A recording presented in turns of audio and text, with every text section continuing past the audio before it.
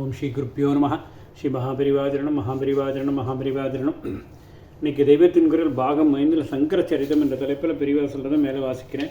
இது பக்கம் 636 ஆரம்பிக்கிறது. அவர் பாட்டுக்கு நாள் கணக்கில் தூங்கிக் கொண்டிருந்தார். அந்த வைசியனுக்கு ஒரு புத்திரி இருந்தாள். அவள் அவரை பார்த்தாள். பிரியம் ஏற்பட்டது. எழுப்பி பார்த்தாள். அவர் எழுந்திருக்கவே இல்லை. மகா தேஜஸ்வியாக இருக்கிறார், ஆனால் இப்படி பிரக்ஞை இல்லாதவராக அன்ன ஆகாரம் என்று தூங்குகிறாரே, இவருடைய பிராணனை ரட்சிக்க வேண்டும் என்று நினைத்தாள். அவளுக்கு வைத்தியம் தெரியும். அதனால் என்ன பண்ணினாள் என்றால், தயிரும் சாதவுமாக நன்றாக பிசைந்து கொண்டு வந்தாள். அதை சந்திரசர்மாவின் வயிற்றில் பூசி நன்றாக தேய்த்தாள்.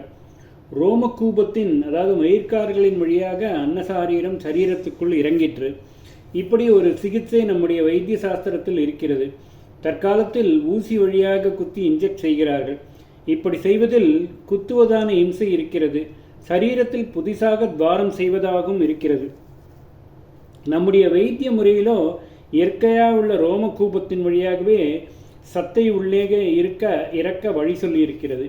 இப்பொழுது மலையாளத்தில் நவரக்கிழி என்று செய்கிற சிகிச்சை இதை போன்றதுதான். வைசிய பெண் இப்படி விடாமல் சில நாட்கள் செய்து வந்ததில் சந்திரசர்மாவுக்கு தெம்பும் விழிப்பும் ஏற்பட்டன. விழித்து கொண்டவர் முதலில் இலை மூட்டையை ஜாக்கிரதையாக இருக்கிறதா என்பதைத்தான் பார்த்தார். ஜாக்கிரதையாகவே இருந்தார். சிரித்து இவரும் ஜாக்கிரத் ஸ்திதி விழிப்பு நிலை பெற்றிருந்தார். மகாபாஷ்ய மூட்டையும் ஜாக்கிரதையாக இருந்தது. அதை எடுத்துக்கொண்டு சந்திரசர்மா கிளம்பினார். வீட்டுக்காரனான வைசியன் அவரை தடுத்து நிறுத்தினான். என்ன போய் கிளம்பி விட்டீர்? என் புத்திரியாக்கும் குற்றுயிராக கிடந்த உம்மை எத்தனையோ சிரமப்பட்டு காப்பாற்றி உயிர் கொடுத்திருக்கிறாள். உம்மை விவாகம் செய்து கொள்ள வேண்டும் என்ற ஆசையினால்தான் அவள் சிகிச்சை செய்து பிராணரட்சணை பண்ணியது. நீரானால் கிளம்புகிறீரே என்றான். வைசிய பெண்ணை பிராமணர் கல்யாணம் பண்ணிக்கொள்வாது என்று நினைக்கலாம். நாம் ரொம்ப காலத்துக்கு முன்னால் இருக்கிறோம் என்பதை மறந்து போகக்கூடாது. நம் நம்பிக்கைப்படி நமக்கு கிடைத்திருக்கிற ஆதாரங்களின்படி ஆச்சாரியால் அவதாரம் செய்தது 2500 வருஷமாகிறது. அவருடைய குருவான கோவிந்த பகவத்பாதர் பூர்வாசிரமத்தில் சந்திரசர்மாவாக இருந்த காலத்தை இப்பொழுது பார்த்து கொண்டிருக்கிறோம். பிற்பாடு அவர் கோவிந்த நாமத்துடன் சன்னியாசியாகி எத்தனை வருஷத்துக்கு அப்புறம் ஆச்சாரியால் அவரிடம் உபதேசம் பெற வந்தாரோ.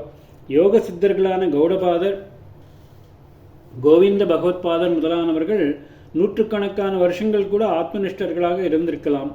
நாம் பார்த்த கதைகளின்படி அவர்களுடைய பூர்வாசிரம காலத்தில் 72 துர்மதங்கள் பரவி இருந்ததாக தெரியவில்லை.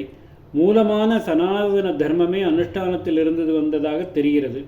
அதனால் அவர்கள் துவாபர கலியுக சந்தியில் அவதரித்த சுகாச்சாரர்களை அடுத்து சில வருஷங்களில், அதாவது கலி ஆரம்ப காலத்திலேயே பிறந்தவர்களாகவும் இருக்கலாம். அதாவது கலி புருஷன் வாயை சுருட்டி வைத்து கொண்டிருந்த காலத்திலேயே அவர்களுடைய பூர்வாசிரம வாழ்க்கை நிகழ்ச்சிகள் நடந்திருக்கலாம். 5000 10,000 வருஷங்களுக்கு முற்பட்ட அப்பொழுது பிரம்ம தேஜஸை நன்றாக கட்டி காப்பாற்றிய சக்தர்களாக பல பிராமணர்கள் இருந்திருப்பார்கள். ஒன்று சொல்வதுண்டு, நெருப்பு பெருசாயிருந்து ஜலம் கொஞ்சமாயிருந்தால் நெருப்பு ஜலத்தை வற்றடித்து தான் நன்றாக ஜொலித்து கொண்டிருக்கும். மாறாக ஜலம் நிறையவும் நெருப்பு சின்னதாகவும் இருந்துவிட்டால் ஜலம் நெருப்பை அணைத்துவிடும். பிரம்மதேஜாக்னி நிரம்ப இருந்தால் அப்பொழுது பிராமணர் அளவுக்கு சாஸ்திரங்களில் ஆச்சார பரிசுத்தி நிர்ணயிக்கப்படாத இதர ஜாதியாரோடு சில அத்தியாவசங்களில் பிராமணர்கள் விவாகமும் வம்சோத்பத்தியும் செய்து கொண்டாலும் கூட இவர்களுடைய ஆச்சார அக்னியின் வீரியத்தில் மற்றவர்களின் ஆச்சாரக்குறைவு அடிபட்டு போய் அவர்களும் பரிசுத்தி பெறுவார்கள். இப்படித்தான் பூர்வ காலங்களில் இருந்தது. நல்ல இந்திரிய கட்டுப்பாட்டுடன் பிரம்மவர்ச்சஸ் நிரம்பியவனாக ஒரு பிராமணன் இருக்க வேண்டும். அவனுக்கு சொந்தத்தில் தன தார புத்திராதி ஆசைகள் இருக்கப்படாது. அப்படி ஒருவன் இருந்தால் பிற ஜாதிகளிலும் நல்ல உத்தமமான ஜீவர்கள் தோன்றி அந்த குலங்கள் மேன்மை அடைய வேண்டுமென்று அவனிடம் அந்த ஜாதிக்காரர்களும் பிரார்த்தனை செய்து கொண்டு தங்களுடைய கன்னிகைகளை அர்ப்பணம் செய்வார்கள்.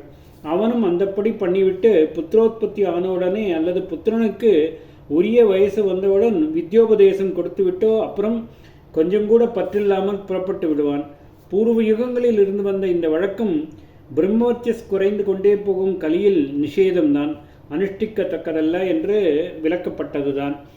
ஆயினும் யுகத்தின் ஆரம்பமான 1000-1500 வருஷம் கலியின் தலைவெறிக்கோல ஆட்டம் தொடங்காத போது இது ஓரளவு அனுமதிக்கப்பட்டிருக்க வேண்டும்.